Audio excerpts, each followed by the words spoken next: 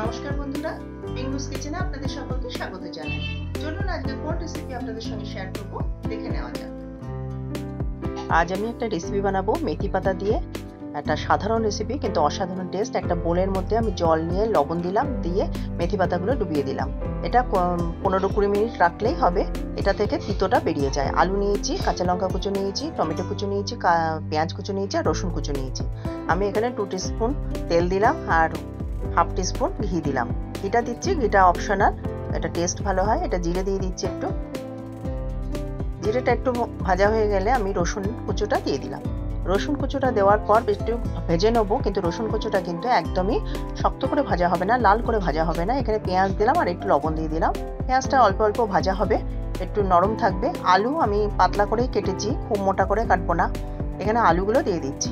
এখানে হলুদ দিলাম, লবণ দিলাম, দিয়ে আলুগুলো ভালোভাবে পেঁয়াজের সঙ্গে মিশিয়ে এটা ভেজে নেবো। এখানে কাঁচা লঙ্কা কুচো দিয়ে দিলাম আর চেরা লঙ্কাটা রেখে দিলাম। এবার ভালোভাবে এরকম নেড়ে চেড়ে ভেজে নিয়েছি। তারপরে আমি দিলাম এখানে টমেটো দেওয়ার পর এবার টমেটো মিশিয়ে একটু ভেজে নেবো। টমেটোটা খুব নরম করার দরকার নেই, কারণ ঢেকে দেবো। ঢেকে দিয়ে টমেটোর জল আর পেঁয়াজের যে রসটা বেরোবে তাতেই কিন্তু আলু বয়েল হয়ে যাবে। এখানে ঢাকা দিয়ে দিলাম। আর এখানে আমি যে শাকটা, মেথির শাকটা আমি ভিজিয়ে রেখেছিলাম, সেটা কুচি করে নিলাম। এটা আবারও আমি ঢাকনাটা খুলে একটু নাড়াচাড়া করে নিচ্ছি। নাড়াচাড়া করে আবার ঢাকা দিয়ে দিচ্ছি। এইভাবে মাঝে মাঝে নাড়াচাড়া করে ঢাকাটা দিয়ে দিতে হবে। এখানে আলু সেদ্ধ হয়ে গেছে, আমি একটা কেটে দেখলাম আলু সেদ্ধ হয়ে গেছে। সামান্য একটু জল দিলাম, দিয়ে এটা আবার একটু নাড়াচাড়া করে আমি শুকনো লঙ্কার গুঁড়ো দিয়ে দিচ্ছি। এখানে ঝালটা নিজেদের মতন, আমি কাঁচা লঙ্কা অল্প দিয়েছি, শুকনো লঙ্কার গুঁড়ো দিলাম সেই জন্য। দিয়ে ভালোভাবে নাড়াচাড়া করে এখানে আমি যে শাকটা, মেথির শাক আমি কুচো করে রেখেছিলাম, সেটা দিয়ে দিলাম। এই রেসিপিটা কিন্তু সকলেই করে, কিন্তু আমি আমার মতন করে করলাম। এইভাবে করে একবার দেখবে কতটা টেস্টি হয়। এবার ভালোভাবে ভেজে নেবো। এটা মেথির শাকটাও এটা কুক হয়ে যাবে। আবার ঢাকা দিয়ে দিচ্ছি, ঢেকে আমি এটা কুক করব।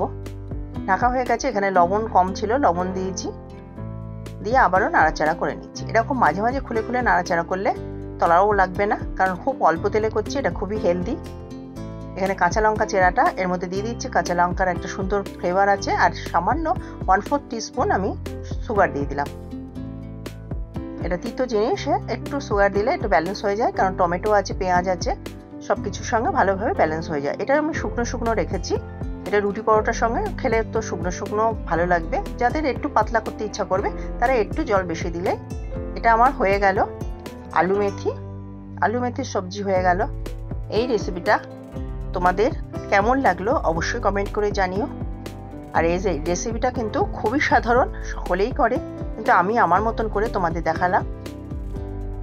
আর এটা যেমন হেলদি তেমনি টেস্টি। এই রেসিপিটা যদি তোমাদের ভালো লেগে থাকে তাহলে অবশ্যই লাইক করো, শেয়ার করো, আর আমার চ্যানেলকে সাবস্ক্রাইব করতে একদমই ভুলো না। আলুগুলো কিন্তু খুব মোটা করে কাটবে না, আলু বয়েল হতে দেরি হয়ে যাবে। দেখো, তোমাদের সামনে থেকে দেখাচ্ছি কতটা লোভনীয় হয়েছে। আজ এই অবধি। অন্য কোনো দিন অন্য কোনো নতুন রেসিপি নিয়ে হাজির হয়ে যাব। ধন্যবাদ।